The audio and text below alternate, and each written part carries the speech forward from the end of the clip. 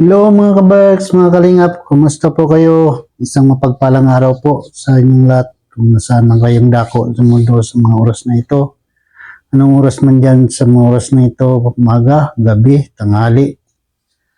Isang mapagpalang araw po at naway ang bawat isa ay nasa mabuting kalagayan at maganda ang mood. Tayo po ay gagawa ng ating reaction video na kung saan ay ating pang-upload. Wala po tayong internet wifi dito kaya upload na lang muna. Hindi tayo makapag-live. Pero bago po ang lahat ay tayo po ay binabati ko po muna ang ating founder ng Kalingap, Kuya Val, Ate Edna at Kalingap Rab. At sa aming mga kasama na Kalingap Striker, nakamunuan ni Ate Glo at kanyang buddy-buddy na si Sil TV Pitch, Ate Hayat, Sis Hasa, Sis Jacqueline Dukusin, Founderan, ano pa ba? Irma Galo, Maria Ligaspil Vlog, at sa lahat na isang mapagpalang araw at shout out sa inyong lahat yan. So tayo ay magre-reaction dito sa ating upload video saan ay ang aking reaction bigyan reaction ay itong kay Pau at Edwin, no? Saan vlog po ito ni Kalingap Rab noong nakaraang linggo pa yata upload to. Na ako po ay natutuwa lang kasi dito sa upload ni Kalingap Rab sa dalawa na ito, kay Edwin at saka kay Pau. Alam niyo mga Kalingap, kung natutuwa talaga ako dito sa dalawa na. Unang-una kay Edwin, ang laki na po ng pinagbago niya, no? Kung ating matutunghayan noong unang vlog sa kanila na magkambal ay masyado itong mahiyain, masyadong matipid magsalita. Pero ngayon nakakatuwa kasi ang laki ng pinagbago ng kanyang pakikitungo, kanyang pananalita. Hindi na siya nahihiya masyado, no? Medyo nagkaroon na po siya ng confident sa kanyang sarili. Kaya natutuwa ako kasi ibang-iba na siya sa dati. Marunong siya magharap sa tao, sa kanyang kausap. Dati, isang tanong, isang sagot din yan eh. Parang ako lang din dati. No, yung isang tanong, isang sagot. Parang ganun lang. Kung di mo tatanungin, hindi magsasalita. Pero ito ngayon ay nakakatuwa kasi mabuka na siya, no? Baga nabuboost yung kanyang confident doon sa iba't ibang tao na nakikisama niya sa kanilang pag-vlog, pagsama-sama sa charity ng K-Boys ni Kalingap Rab. So nakakatuwa ang laking improvement sa pagkatao ni Edwin. At yun ang maganda dito sa Kalingap, no? Lalo na kay Kalingap Rab, na yung binabago niya, yung hindi lang basta buhay, yung natutulungan yung mga beneficiary, at the same time na bibigyan ng confidence sa sarili. Napakarami na po ng ganun nangyari, no? Na hindi lang ito sa magkambal, na kung saan ay kita po natin laki talaga ng pinagbago nilang dalawa. Lalo-lalo na ito si Edwin. Si Edward medyo madaldal pa ngayon eh. Pero itong si Edwin, talagang nakakatuwa yung kanyang development at improvement sa sarili, yung self-confident niya na makiharap sa tao, makipag-usap, at malaki So, yun ang maganda dito sa mga hinahawakan ni Kalingap Rab. Although maraming naninira na kisyo, puro mga ah, minor groomer, hindi nila kaya na kasi nakikita yung magandang ginagawa ni Kalingap Rab, yung sakripisyo ng tao na umakyat kung saan-saan na bundok, ang naglalakad o pinupuntahan kahit malayo, no? Yan, sila ni Edward na yan, ni Edwin.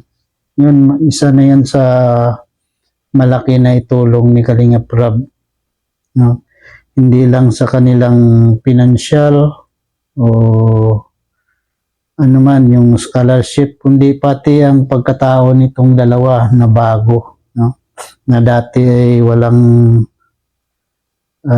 baga masyadong mahiyain, pareho sila, isang tanong, isang sagot, maganda. At ang kanilang pagsamahan ni Pao ay maganda rin. Nakakatuwa yung kanilang pagiging love team na dalawa. At sa ngayon ay medyo malakas na itong bumabanat si Edwin, no? Kumbaga nandoon na yung kanyang confident na pakikitungo kay Pao. At ganoon din si Pao. Sabi nga ni Kalingap Rab doon sa vlog na yun Sabi ni Kalingap Rab, tinutokso silang dalawa, no? Kaya natutuwa ako kasi bilang kapatid, no? Minsan simpleng pabiro lang yun no? Yung mga pasimpleng biro ba. So, nakikita natin na yun ang lambing talaga ng magkakapatid na sa bawat isa. Yung si Pao, maano din kay Kalingap Rab, maganda yung kanyang pakikitungo sa kanilang kuya at maganda. No? Kaya natutuwa ako kasi doon pa lang pag bungad pa lang nila, pag sinabi ni Pao na mayroon sasabihin si Edwin kay Kalingap Rab kasi nung dumating sila, di ba? Napanood nyo yung video, doon, pagpasok pa lang sa pinto tinanong ni kay Kalingap Rab kung ano daw yun. Sabi ni Pao mayroon siyang sasabihin si Edwin, no? So, kagad yung binanatan kagad ni Kalingap Rab na, magjiwa na ba kayo? Sagot si Edwin na, hindi. Natutuwa ako doon, parang parang bata lang na tinatokso, no? Pero maganda talaga yung maganda rin yung kanilang chemistry kasi si Pao medyo mabuka, madaldal si Pao no? Kaya maganda mga kalingap, no? Nakakatuwa talaga yung kanilang chemistry ng dalawa. Kaya kung hindi nyo po napanood yun, yung upload ni Kalingap Rab, panoorin nyo.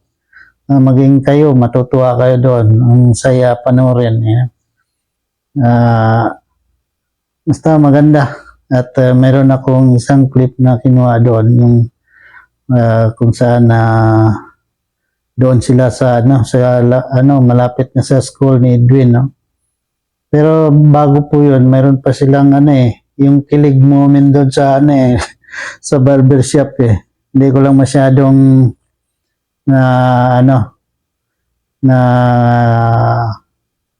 unawaan kung ano yung sinabi ni Edwin doon kay kasi bigla silang nagtawanan Kaya hindi ko masyadong maintindihan kung ano sinasabi ni Edwin. Pero doon pa lang yung kiligan nila nandoon na din Tapos yung nung sa malapit na sila sa school, grabe yun yung mga banat ni Edwin doon. Sabi ni Pao pumunta ka na doon sa school sabi ni Edwin minsan nga lang tayo nagkakasama Tapos sabi ni Edwin, hindi mo ba ako namimiss? Sabi ni Pao parang na ano si Pao no? Medyo nahiya pa siya no? Yung talaga ano ba, yung mga banat, alam mo ba yung mga banat ng mga binatilyo no? Mga ano, mga ganun talaga yung ano mga teenager. So, dati ako ay naranasan ko yan kaya natutuwa ako para nagbabalik bata pa rin itong mga tao pagkakuan na manood tayo ng mga love team na ito, yung mga kilig moment nila na nakaka balik sa pagka pagka teenager yung feeling natin nakakatuwa kaya yung kinuha ko yung clip kaya panoorin ninyo mga kaberks, mga kalingap no para ko dito no. Kaya yun, natutuwa talaga ako doon sa nila. Kaya maganda yung kanilang chemistry. Kaya ito mga kaberks, mga kalingap, pakita ko lang to sa inyo yung maigsing clip na kinuha ko. Yung kilig moment nung dalawa. Panoorin natin. Disclaimer lang po sa kay Kalingap Rab sa paggamit ko ng kanyang video clip na ito. Kalingap Rab, wag mo po akong strike Mamaya pa yan mga 5:30. Dito muna tayo. Siyempre, ngayon lang tayo nagkita, di ba? Bakit? Di mo ba ako namimiss?